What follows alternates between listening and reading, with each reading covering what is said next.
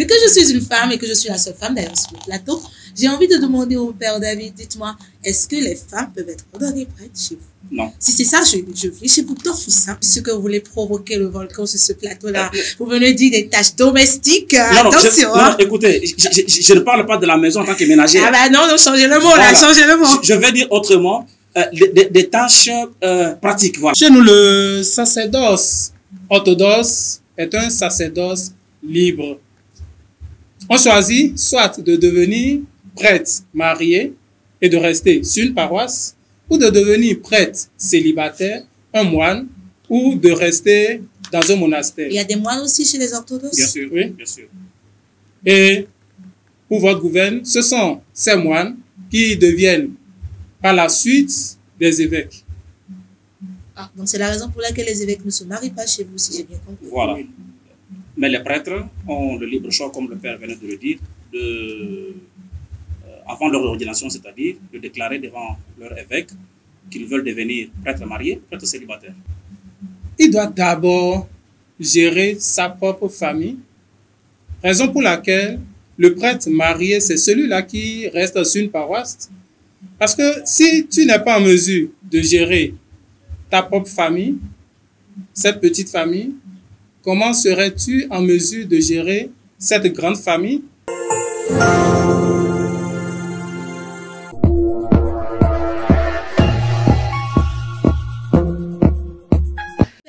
Karl Lampos, dites-moi, à quoi reconnaît-on, comment reconnaît-on un culte orthodoxe? Alors, c'est toujours dans le but de donner beaucoup plus d'explications par rapport à l'église orthodoxe, c'est-à-dire comment fonctionne une messe orthodoxe, par exemple. Une liturgie orthodoxe, la première particularité, c'est la position du prêtre par rapport aux fidèles. Le célébrant d'une liturgie orthodoxe, il fait dos aux fidèles. Comme dans l'ancienne église, quoi. Oui. D'accord. Et quoi d'autre? Moi, j'ai bien envie, je suis curieuse en fait. Je veux découvrir, j'ai bien envie que vous me dites plus. Par exemple, chez nous, il y a la partie liturgique, après, il y a la partie eucharistique et tout ce qui va avec. Est-ce que c'est la même chose? Comment est-ce que se dessine une messe orthodoxe, par exemple? Voilà, c'est aussi à part un le sujet. fait que l'enfant, le prêtre, par exemple, d'ailleurs, vous allez encore me dire, pardon, vous allez encore me dire pourquoi est-ce que le prêtre ne peut pas faire face aux fidèles, il doit rester de dos.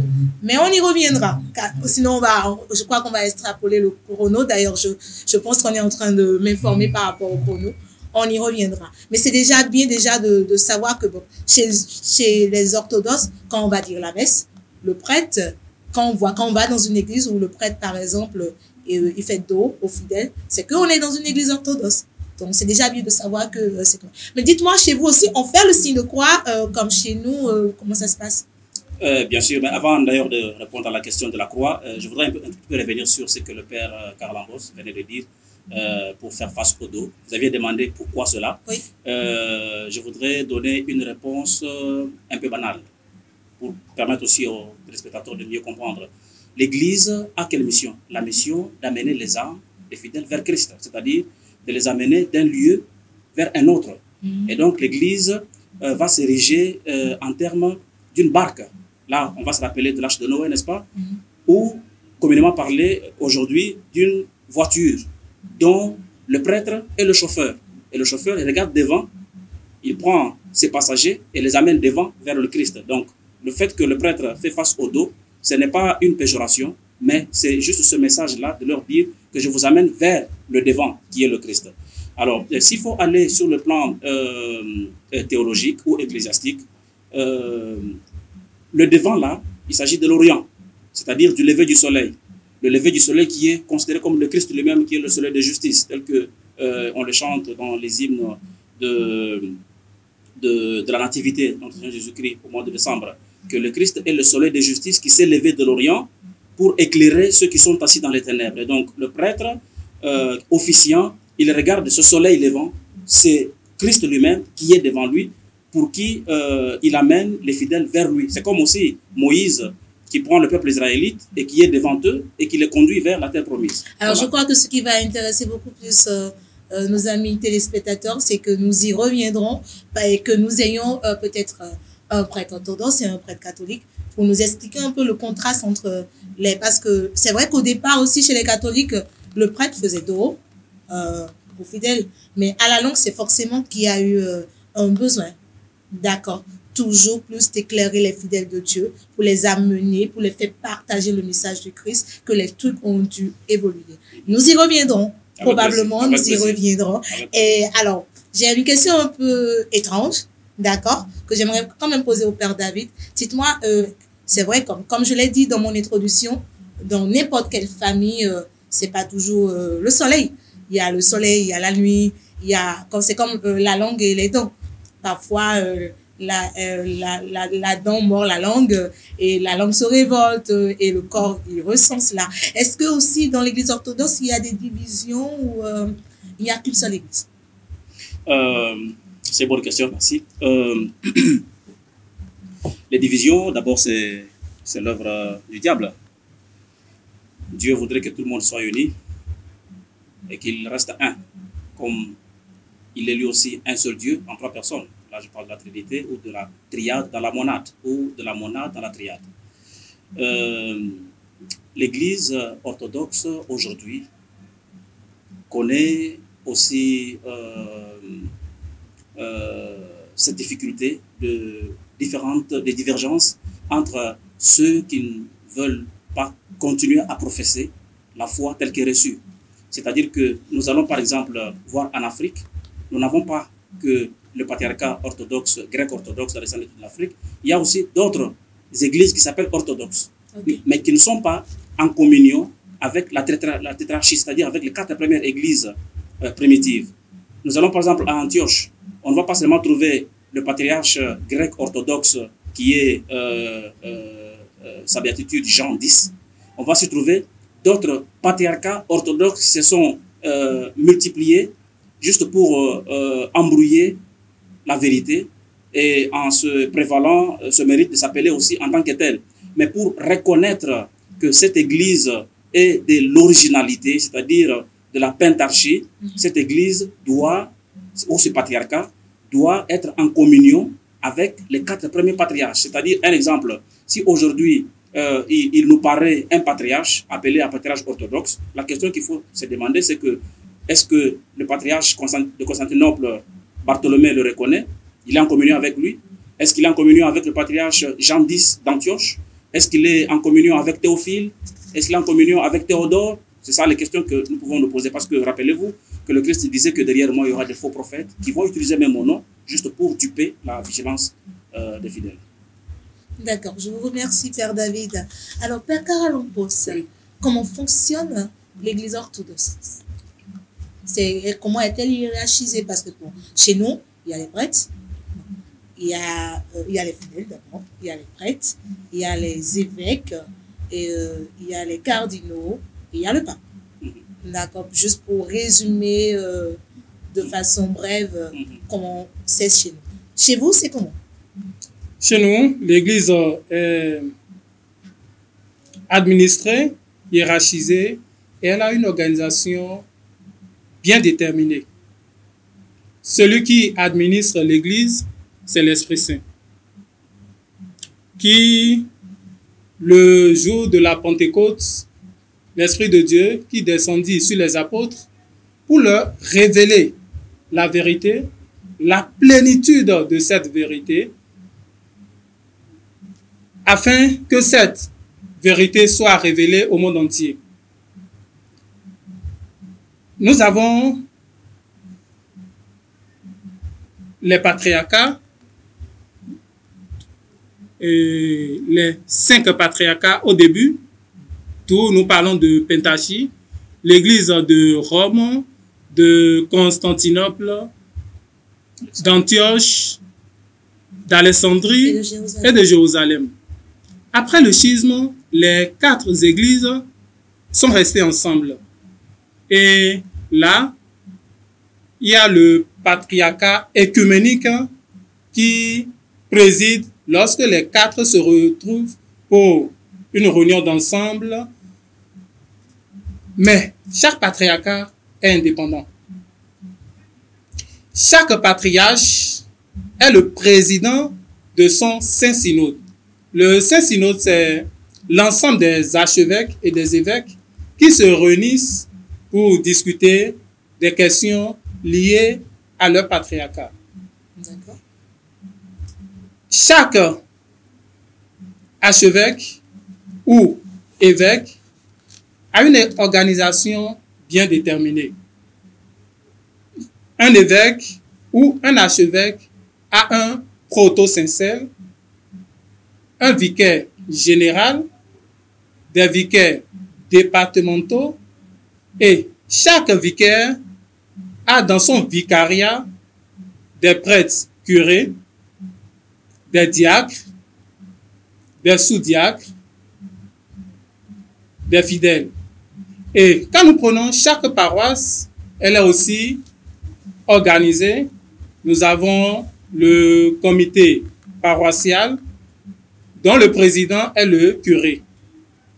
À part le comité paroissial, nous avons le comité des enfants, des jeunes et des femmes et d'autres structures. Et d'autres structures. Je vous remercie pour cet éclaircissement. Alors, j'ai envie de vous demander, parce que vous avez parlé des prêtres, des évêques, tout ça, la particularité de l'Église catholique, c'est que les prêtres ne se marient pas, par exemple. Mais chez vous, qui peut devenir prêtre en fait? Parce que chez nous, tout le monde ne peut pas devenir prêtre quand même. Il faut forcément recevoir l'appel, faire quand même un certain cheminement. Chez vous, qui peut devenir prêtre? Car on le pose. Chez nous, le sacerdoce orthodoxe est un sacerdoce libre. On choisit soit de devenir prêtre marié et de rester sur une paroisse, ou de devenir prêtre célibataire, un moine, ou de rester dans un monastère. Il y a des moines aussi chez les orthodoxes? Bien sûr, Oui. bien sûr. Et pour votre gouverne, ce sont ces moines qui deviennent par la suite des évêques. Ah, donc c'est la raison pour laquelle les évêques ne se marient pas chez vous, si j'ai bien compris. Voilà. Mais les prêtres ont le libre choix, comme le Père venait de le dire, avant leur ordination, c'est-à-dire de déclarer devant leur évêque qu'ils veulent devenir prêtres mariés, prêtres célibataires. Ça pousse un peu ma curiosité. Le prêtre marié, vu qu'il a une famille, d'accord, personnelle, comment est-ce qu'il s'organise pour gérer sa famille qu'est l'Église de Dieu? Le prêtre, il aura la charge spirituelle d'une famille, qu'est l'Église, ses fidèles. Il doit d'abord gérer sa propre famille, raison pour laquelle le prêtre marié, c'est celui-là qui reste sur une paroisse. Parce que si tu n'es pas en mesure de gérer ta propre famille, cette petite famille, comment serais-tu en mesure de gérer cette grande famille qu'est la famille de Dieu? Raison pour laquelle, chez nous, les prêtres mariés, c'est ceux qui sont dans les paroisses, qui sont les curés, ainsi de suite. Donc, en fait, pour résumer, ceux qui sont beaucoup plus les curés sur des paroisses orthodoxes, c'est beaucoup plus les prêtres mariés, Oui. tandis que les prêtres célibataires sont dans les monastères. Oui. Non seulement dans les monastères, ils peuvent être utilisés, et plutôt pas utilisés, ils peuvent être affectés par leur évêque dans un lieu ou un autre selon le besoin. Mais je voudrais comprendre dans votre question, vous voudriez, sauf erreur de papa, demander qu'est-ce que justifie le fait qu'il y ait des prêtres mariés. Je ne sais pas. Si... Non, pas forcément qu'est-ce que justifie qu'il y ait des prêtres mariés, parce que déjà chez nous, on ne rencontre pas souvent des prêtres mariés. D'accord? Mais comment est-ce que le prêtre marié, quand même, en fait, ça, ce qui pousse ma curiosité, comment est-ce que le prêtre marié arrive quand même à s'organiser pour être au service de l'Église de Dieu? Lorsque l'apôtre Paul écrit par exemple à Timothée ou à Tite, en disant sur le choix des anciens, qui sont les presbytères, les prêtres, il dit qu'ils soient hommes mariés à une seule femme. Donc déjà, dans la pensée apostolique, c'est lui qui prendrait la charge d'une communauté ecclésiale, peut aussi être marié. Tout comme il peut choisir de ne pas être marié, comme l'apôtre Paul dit, j'aurais bien voulu que tout le monde soit comme moi. Mais toutefois, pour éviter l'impudicité, les tentations, ainsi de suite, je voudrais que chacun ait sa femme. Et parmi ceux-là qui vont avoir leur femme, que les apôtres puissent se choisir des hommes intègres, irréprochables, mariés à une seule femme. Ça veut dire que la vie conjugale n'est pas un frein pour l'exercice du ministère sacerdotal. Ce n'est pas pour rien que dans le collège des disciples du Christ, il avait des disciples mariés et des disciples non mariés. Notamment Jean, l'évangéliste, qui est vierge, qui est resté vierge, chaste toute sa vie. Nous avons l'apôtre Pierre qui était marié, Matthieu, et ainsi de suite. Mais qu'ils ont quand même tout quitté pour suivre le Christ, non? Comment? Vous voyez pas, ils ont tout quitté pour suivre le Christ. Vous voyez pas qu'il y a quand même un petit contraste entre ces vies de mariés et de non-mariés, entre autres. Je ne critique pas, hein, mais quand même, c'est un sujet sur lequel je pense que, bien sûr, si la production nous le permet, on y reviendra amplement avec beaucoup plus de documentation, beaucoup plus d'explications, si vous êtes d'accord. Oui, voilà, si nous recourons à l'originalité, je vais dire, jusqu'avant le schisme, l'Église avait toujours confessé, ou avait toujours professé que le sacerdoce est libre. C'est-à-dire que l'on peut, par exemple, nous avons Saint Grégoire, le théologien, qui est un saint commun entre l'Orient et l'Occident. Mais il était marié, il a donné naissance aussi à Grégoire, qui est lui aussi devenu évêque. Alors comment est-ce que nous pouvons accepter les deux et rejeter l'autre? Voilà pourquoi. On y reviendra. Parce que je pense que si on va tirailler, on ne va pas quitter ici aujourd'hui. Hein. D'accord. Alors, vu que je suis une femme et que je suis la seule femme d'ailleurs sur le plateau, j'ai envie de demander au Père David, dites-moi, est-ce que les femmes peuvent être ordonnées prêtres chez vous? Non. Si c'est ça, je viens chez vous d'office. Hein. Excusez-moi d'avoir été sec dans ma réponse. Ah d'accord, vous ne voulez pas, je reste là où je suis. Mais je vais m'expliquer pour que les spectateurs soient aussi édifiés. Notre Seigneur Jésus-Christ s'est choisi les apôtres, ses disciples, parmi lesquels on ne rencontre pas une femme. Mais attendez quand même, il y avait quand même des femmes qui suivaient Jésus, non? Je vais y arriver. D'accord. Lorsque le Christ confère le pouvoir de pardonner les péchés, de remettre les péchés ou de les retenir, il le donne seulement à ses disciples qui sont des hommes. Lorsque le Christ s'est réuni pour la dernière fois ce jeudi soir dans la maison de l'évangéliste Marc, n'est-ce pas, pour dîner avant ses passions qui vont le suivre plus tard, il va dîner seulement avec les hommes à qui il dit « Faites ceci en mémoire de moi », c'est-à-dire officier le sacrement de l'Eucharistie en mémoire de moi. Là, il le dit seulement aux apôtres qui sont des hommes. Mais si le Christ avait trouvé l'importance d'avoir une femme parmi les apôtres qui officierait elle aussi tous les sacrements au même rang que les hommes, il aurait commencé par faire de sa propre mère, qui a enfanté le Verbe de Dieu, qui est là toujours vierge, avant, pendant, après l'enfantement, qui est, selon la théologie orthodoxe, considérée comme la plus vaste que les cieux, la reine des anges, celle qui a enfanté le feu sans être consumé. Il ne lui a pas donné ce ministère sacerdotal. Et elle non plus ne l'a pas demandé. Mais lorsque le Christ cède ce pouvoir sacerdotal à ses disciples, eux aussi à leur tour, ils ne l'ont pas conféré, ils ne l'ont pas retransmis à une femme. C'est-à-dire, aucun apôtre n'a ordonné une femme. Là, nous avons Timothée, nous avons Tite, nous avons Polycarpe, ainsi de suite, qui ne sont pas des femmes. Alors, ce n'est pas parce que la femme ne mérite pas, ce n'est pas parce que la femme ne mérite pas la grâce du Saint-Esprit, non. La femme est à égale valeur, à égale distance de recevoir la grâce du Saint-Esprit pour tous les sacrements, hormis celui du sacerdoce. Regardez par exemple les apôtres, lorsqu'ils veulent s'organiser pour l'Église, ils se choisissent des diacres, n'est-ce pas? Les 7 diacres, parmi lesquels on ne trouve pas une femme. Ce n'est pas pour rien que l'apôtre Paul recommande, que ce soit dans son épître aux Corinthiens, que ce soit dans sa première épître à Timothée, qu'il voudrait que les femmes puissent se taire dans les assemblées, qu'elles ne prêchent pas. Et si elles ont une question à poser, qu'elles aillent le faire à la maison.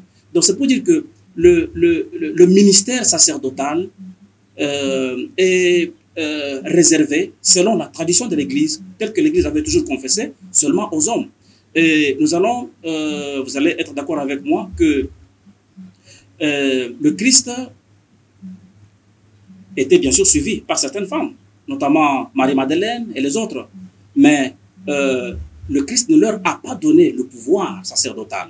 Ne leur a pas donné, parce que le prêtre dans l'Église, il représente le Christ, qui est un homme. Alors imaginez-vous que la femme devenait une prêtresse, elle représenterait qui? La Vierge Marie, qui n'était ni non plus elle prêtresse ou quoi que ce soit, ni n'a pas demandé cela. Alors la tradition, l'enseignement de l'Église n'avait jamais trouvé cette difficulté telle que nous la rencontrons aujourd'hui dans son histoire, que la femme puisse se réclamer, puisse demander à ce qu'elle devienne prêtresse ou qu'elle soit ordonnée. Cela n'est pas dans la tradition de l'Église et l'Église n'a jamais confessé cela, contrairement à ce que nous voyons aujourd'hui où le monde poussé par la mondialisation, le modernisme, ainsi de suite, prévaut ou plutôt pousse la femme à obtenir, à arriver jusqu'au rang d'évêque, ce qui n'a jamais existé dans l'histoire de l'Église. Vous n'allez pas me dire que les apôtres n'avaient vu aucune femme qui serait capable, elle aussi, de devenir évêque ou successeur de personne. Donc, vous allez comprendre que le Christ avait été clair. S'il avait trouvé ce besoin-là, il l'aurait exprimé et il aurait donné des directives à ses apôtres. Alors, moi, je suis un peu enquiquinée. Je l'avoue, je suis encore un peu enquiquinée parce que je suis sûre que les femmes qui ont quand même un petit grain de féministe vont se demander, mais est-ce que c'est dans l'Église, dans l'Église en général, est-ce qu'on peut dire que les femmes sont inutiles? Est-ce que la femme n'a pas le droit de pouvoir, encore que je suis sûre que j'aurai des commentaires par rapport à cela, mais c'est ça qui fait l'émission d'ailleurs. Est-ce que la femme n'a pas la possibilité aussi d'évangéliser? Je venais à peine de dire cela, que la femme a la même valeur que l'homme en ce qui concerne la réception de la grâce du Saint-Esprit. Parce qu'elle est elle aussi créée à l'image et à la ressemblance de Dieu. D'accord. Voilà. Alors, mais tout simplement, le Christ ne lui a pas donné ce pouvoir sacerdotal. Ni non plus les apôtres, ni non plus les successeurs des apôtres. Mais le Christ n'a jamais révélé ce qu'il y a dans son corps. Nul ne connaît les pensées du Seigneur, dit-on. Voilà. Nul ne connaît, mais le Christ l'aurait fait pour que cela soit visible et que cela soit perpétué à travers les siècles. Alors, je disais tout à l'heure que l'Église reconnaît au moins le rôle de diaconesse pour les femmes, c'est-à-dire pour l'exécution de certaines tâches domestiques ecclésiastiques. Je vais donner des exemples. Nous avons des vieilles... Père David, je suis sûr que vous voulez provoquer le volcan sur ce plateau-là. Vous venez dire des tâches domestiques. Attention. Non, écoutez, je ne parle pas de la maison en tant que ménagère. Ah ben non, changez le mot voilà. Là, changez le mot. Je vais dire autrement, des tâches pratiques, voilà. Des tâches pratiques au sein de l'Église. C'est mieux digeste, je digère mieux. Je retire. Alors, pour ces tâches pratiques telles que, un exemple, nous avons une vieille dame nouvellement convertie. Elle est prête pour être baptisée. Il faut la changer des habits. Avant le baptême et après le baptême. On ne va pas mettre un homme pour la déshabiller quand même. Non. Nous avons une dame malade à l'hôpital. Elle est en état où elle doit avoir plus de respiration, selon les recommandations médicales. On a besoin d'une personne pour lui parler, lui donner des conseils. On ne va pas mettre un homme. On a besoin d'une femme qui exerce non pas le rôle sacerdotal, mais un rôle pratique intermédiaire pour juste faciliter ces tâches. Ou par exemple, des femmes emprisonnées dans des cellules bien déterminées qui ont besoin de conseils, ainsi de suite. Une femme peut être habilitée à exercer. Non seulement cela, les femmes peuvent, dans notre Église, je ne veux pas parler des autres, plutôt il faut parler exercer. Il faut parler de l'Église, parce que l'Église, de toutes les façons, on était une avant d'être séparés. Voilà. Alors, voilà. Je vais dire, la femme, même dans l'Église primitive, n'est-ce pas, pouvait assumer le rôle, ou continuer à assumer même le rôle de l'évangélisation, de la mission. Nous avons les femmes mirophores, qui sont les premières à apprendre de la résurrection du Christ avant les hommes, qui sont les apôtres. Et c'est elles qui vont courir pour informer aux apôtres qui étaient renfermés par peur de la crainte des Juifs, des principaux sacrificateurs et de Pilate, ainsi de suite. C'est elles qui vont leur dire que le Christ est ressuscité. Et Pierre, qui est un homme, Jean, qui est un homme, vont courir jusqu'à la tombe pour vérifier. Donc, les femmes sont les premières annonciatrices de la résurrection du Christ. Et donc, elles se méritent d'être des missionnaires, d'être chargées des œuvres catéchétiques et pastorales au sein de l'Église. Elles peuvent évangéliser, elles peuvent soutenir les œuvres philanthropiques, les œuvres caritatives au sein de la paroisse. Elles peuvent être à côté du prêtre curé pour exercer différentes tâches administratives au sein de la paroisse, hormis, excepté le rôle sacerdotal. Ben, en tout cas, on l'a bien compris, hein, on connaît notre place désormais dans l'église. Hein. Je le dis comme ça parce que c'est comme ça que je le ressens. Je suis animatrice, c'est vrai, mais souvent, pour la plupart de ceux qui suivent mes émissions, ils savent que j'exprime ce que je ressens.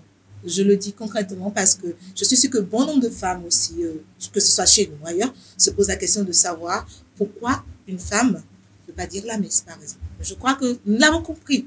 C'est vrai que je l'ai comprise. C'est vrai qu'il y a un petit côté qui a du mal à accepter parce que je me rappelle la première fois où j'ai lu quand même le passage de Saint Paul. Je lui dis, Saint Paul, si tu étais là, je vais te poser des questions. C'est vrai que quand la première fois, je suis tombée sur les écrits de Saint Paul personnellement à la maison, où il disait ce que vous avez souligné, par exemple, qu'une femme n'a pas le droit de prendre la parole dans l'assemblée et que si elle a des questions, de le poser à la maison. Et c'est en cela, je vous coupe la parole, que l'église orthodoxe est traditionnaliste. Mais l'église catholique aussi a conservé aussi ce côté.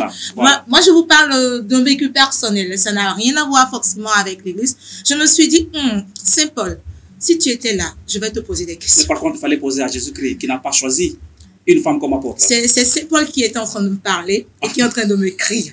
Donc, en lisant Saint Paul, c'est Saint Paul, je lis. Donc, je me suis dit, Saint Paul, si j'avais la possibilité de te voir, c'est sûr que tu vas m'expliquer ce passage. Non, mais je me mets par la place de Saint Paul. Mais Saint Paul aurait toujours une défense à vous donner parce que il est passé jusqu'au 3e ciel. Connaissons très bien la personne dont nous sommes en train de parler. Parce qu'un écrit, quand même, c'est d'abord une lecture psychologique, une lecture mentale, une lecture de comportement. Donc, Saint Paul, quand on lit ses écrits, on sait qu'il était quand même un homme de caractère. Je sais qu'il aurait trouvé forcément un moyen de me faire taire, mais c'est sûr que j'aurais quand même tenté ma chance. Je dis ça pour détendre l'atmosphère. Donc, vous l'aurez compris, que ce soit dans l'église catholique ou dans l'église orthodoxe, le Christ a revêtu le sacerdoce uniquement aux hommes. Et nous, les femmes, telles des disciples à la suite de leur maître, nous devons respecter cela. Vous avez compris. Merci. Alors, ça fait un moment un peu tiraillant, mais quand même intéressant et attrayant. Voilà, d'accord. Alors, au point où je m'en perds aussi, alors les femmes, je suis désolée, hein, c'est à cause de vous, je prenais votre défense, donc laissez les commentaires surtout, n'oubliez pas. Alors, j'ai envie de demander au père Carl Lampos, où est-ce qu'on peut trouver des églises orthodoxes? Au Bénin, nous avons la paroisse, la cathédrale Sainte-Catherine d'Alexandrie, qui est à Porte-Nouveau, précisément dans le 5e arrondissement, au quartier Tokota-Zébé. Nous avons la paroisse Saint-Jean-Chrysostome à Kwakwa. Ah, il y a une paroisse Saint-Jean-Chrysostome ici. Nous avons la paroisse Sainte-Trinité à Calavi. Nous avons la paroisse Saint-Georges à Sékou. La paroisse Saint-Moïse l'Éthiopien à Abomey.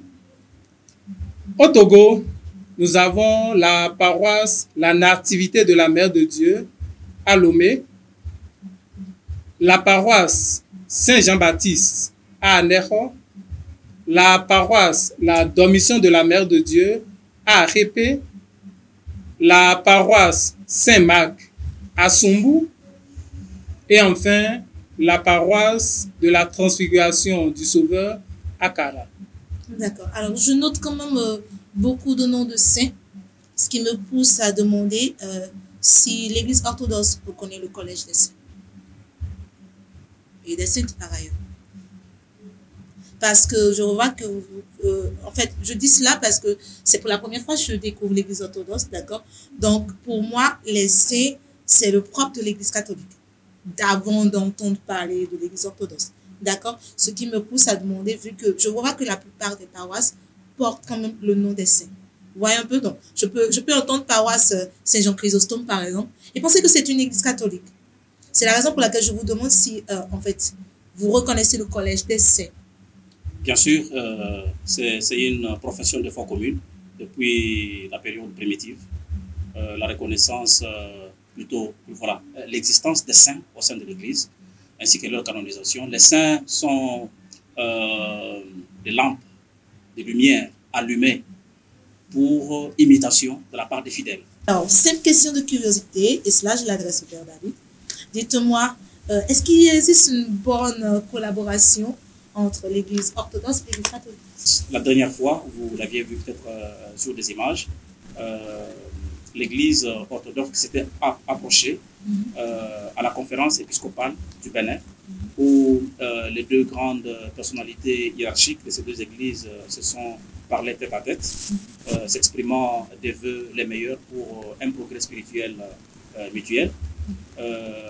Entre-temps, elles se sont, les personnalités, échangé l'expérience s'il vous plaît, parce que sur ça le va terrain. intéresser, Voilà, et là, il s'agissait de son éminence Monseigneur Athanase, du côté de l'Église orthodoxe, et le père peut me rappeler le nom du président de la conférence épiscopale du Bénin.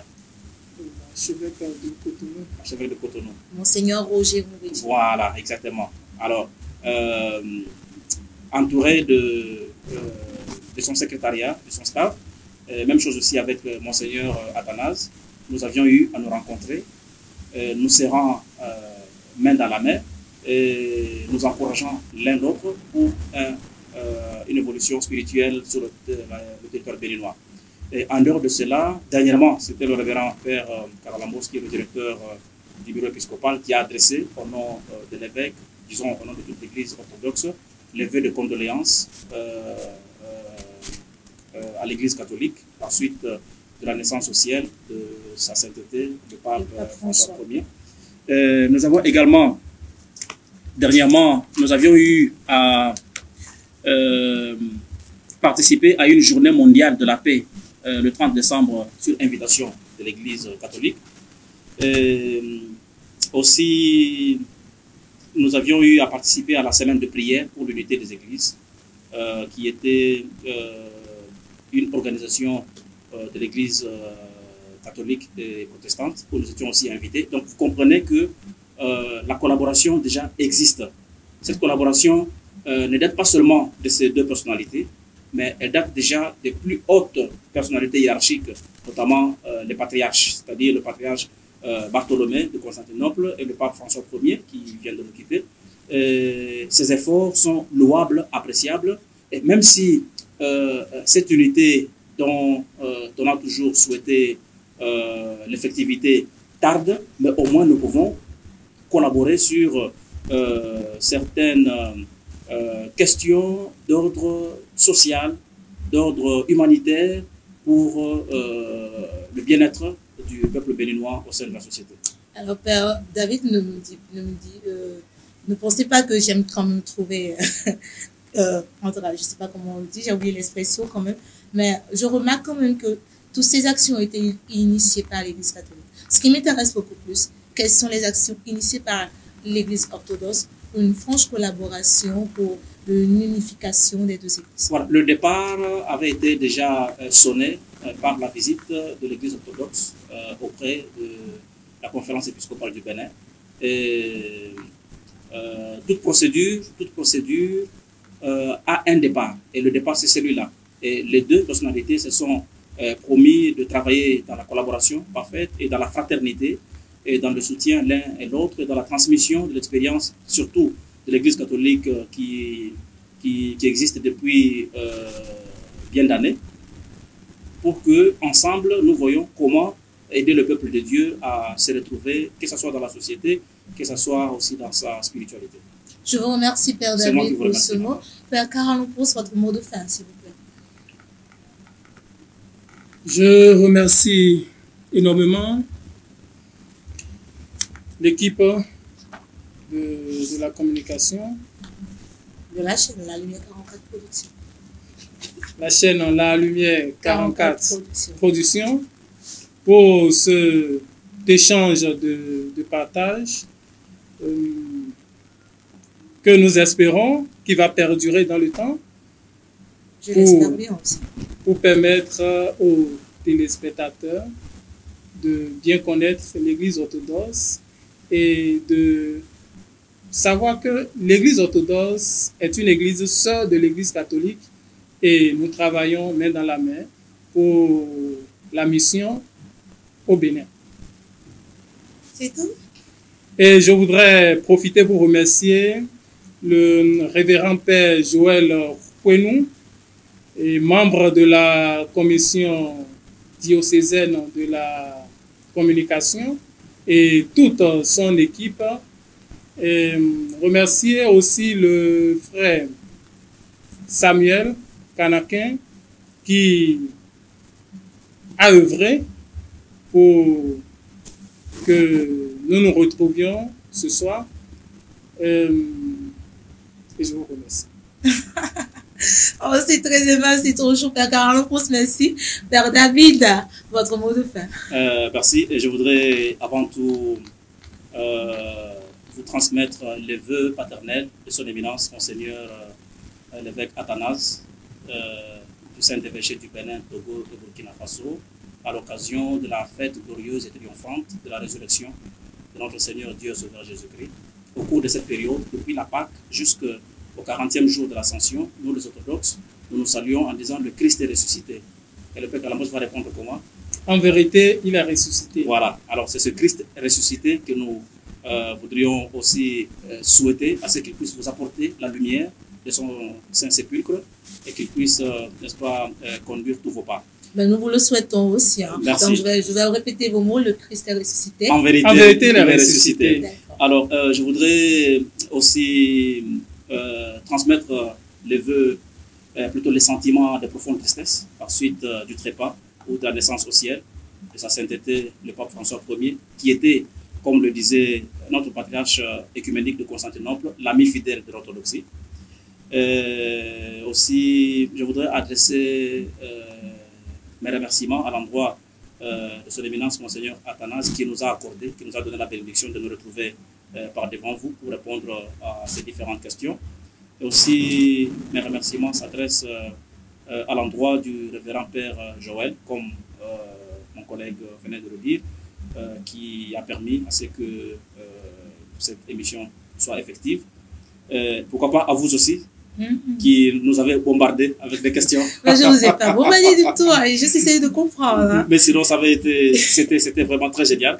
Et nous souhaitons à ce que nous soyons une fois de plus les bienvenus devant vous pour apporter certains éclaircissements sur certaines zones d'ombre de la part de nos Je suis sûre que ça ne saurait tarder et cette fois-ci, ce sera intéressant si nous avons aussi des prêtres catholiques. Bien sûr. L'échange sera mieux fructueux. Vous ne trouvez pas? Je C'est- suis sûre que nos amis vont le demander. Hein. C'est notre souhait. C'est notre En souhait. tout cas, si on C'est demande de notre nos souhait. amis, on verra bien comment on va organiser Voilà. cela. Et de façon générale, je souhaite une continuité de la glorieuse fête de notre Seigneur de la Pâque à tous les fidèles catholiques, mais aussi à tous les fidèles orthodoxes. Nous vous le retournons aussi. Merci. Alors, je vous remercie. Ce fut un échange très fructueux. Et merci d'avoir accepté comme une invitation parce que ce n'était pas comme une donnée. C'est nous qui vous remercions. Alors, amis auditeurs et auditrices, je vous remercie aussi d'avoir suivi avec nous en direct ce moment d'échange entre catholiques que je suis et les révérends pères orthodoxes qui ont bien voulu nous partager des connaissances, qui ont bien voulu nous faire découvrir l'Église orthodoxe qui n'est qu'une Église sœur de l'Église catholique. Alors, si vous avez des questions, n'hésitez pas à les mentionner en commentaire. Nous ferons le plaisir de le faire remonter à nos éminences invités. Et tout, vous aurez quand même un retour. N'hésitez pas à liker si vous avez aimé. Et je vous dis à la prochaine.